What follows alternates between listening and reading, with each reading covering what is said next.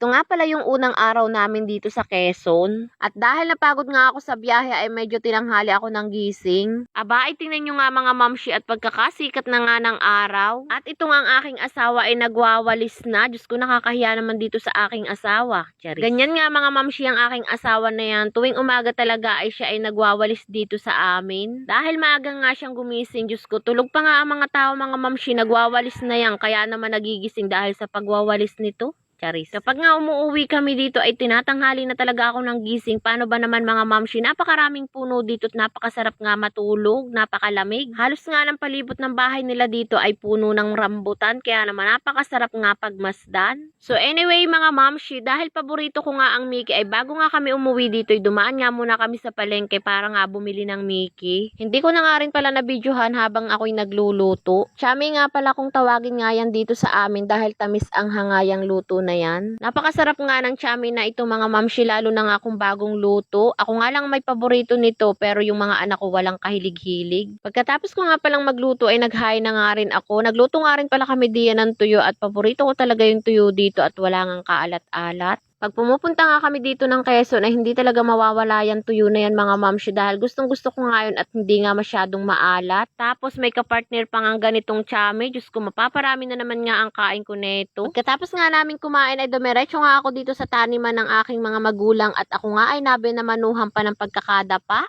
Paano ba naman mga mamshi, sumabid kasi yung paa ko dun sa mga damo kaya ako'y nadapa at talo ko pa nga ang lumangoy sa dagat. Aba ay pagkabangon ko nga dun sa pagkakadapa ko ay dumiretso na nga ako dito sa panunungkit ng rambutan. Hindi ko nga ininda yung tuhod ko kahit nga ito ay nasugatan. Nakakatuwa nga mga mamshi at sakto nga yung bakasyon namin dito dahil meron ngang bunga ang mga rambutan. Sayang nga lang mga mamshi dahil nga yung lansunis ay hindi nga sumabay sa pagbunga ng rambutan. Kaya naman mga hilaw pa nga yung lansunis nila dito. Naalala ko pa nga mga mamshi nung hindi pa nagpa-pandemic, lagi nga dumadayo dito ang aking asawa para nga bumili ng mga lansones at rambutan para naman nga ipagbili diyan sa Tingloy. Nung hindi pa kasi nagpa-pandemic mga mamshi ay mura pa nga ang pamasahe noon ay pero ngayon ay mumahal na nga kaya hindi na nga nakakapamili ang aking asawa dito at lugi pa nga sa pamasahe. So anyway mga mamshi, bukod nga sa lansones at rambutan ay meron nga rin pala sila ditong mga lukban. Tinan nyo naman nga at pagkakalalaki. Ito nga lang talaga yung kagandahan nga dito sa probinsya. Masipag ka nga lang magtanim-tanim ay makakalibre ka na nga sa mga prutas. Napakasarap pa ng simoy ng hangin at nakaka-relax. So anyway mga mamshi, ang pinaka-problema lang talaga namin dito ay signal. Dahil sa sobrang hirap nga dito ng signal, Diyos ko, dumayo pa nga kami dito mga mamshi at tinan nyo naman nga, isinabit ko na nga dun yung cellphone sa may saging. Pero kahit ganyan nga ang ginawa ko, hindi pa nga rin ako nakapag-upload. Diyos ko, talagang ito nga yung pinaka-problema ko dito kapag umuwi kami. Tingnan nyo naman nga yung aking mag-aama at pahirapan nga silang makahanap ng signal para nga lang makapanood ay tinan nyo naman nga ang mga itsura namin dito. Siya, hanggang dito na lang muna ang aking video. Maraming